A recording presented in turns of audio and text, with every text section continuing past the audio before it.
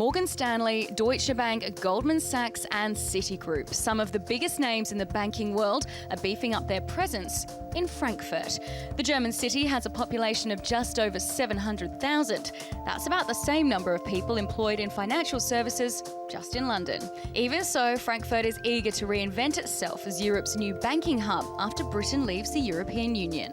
15, 20 years back, where Frankfurt was considered to be a bit of a sleepy city and a bit of a cultural backwater. So we've been taking the opportunity to highlight and show the recent developments over the last 20 years in Frankfurt, and people came, saw and said, wow. This is London's financial beating heart, Canary Wharf, and the building behind me is JP Morgan.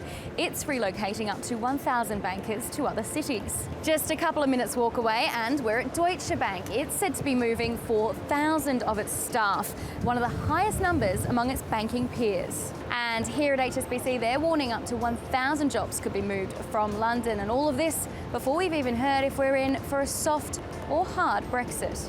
Many cities have been vying for London's banking business. The French government, along with President Emmanuel Macron, have been talking up Paris. They're promising to remove the highest level of payroll tax, keep regulations competitive, and of course, cut the corporate tax rate from 33% to 25%. But they may be too late to the party.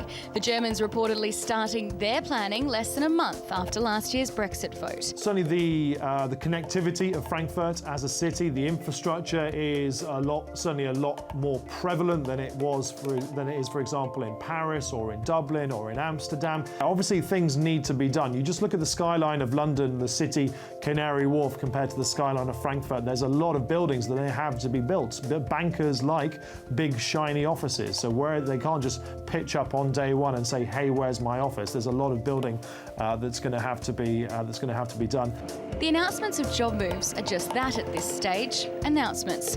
And even those lobbying for that business do agree they can't steal all of London's limelight. We are not out there in doing damage to London. No, we believe London continues to be very important also for German industry as a gateway to the world of finance. A recent report from financial consultants Oliver Wyman found the UK could lose 40,000 jobs in the wholesale banking sector after Brexit. There's no mass walkout just yet, but this much sleepier city has ambitions to become the new financial powerhouse of Europe. But with others also vying for that crown, it's likely to have a fight on its hands. Katie Gregory in London for TRT World.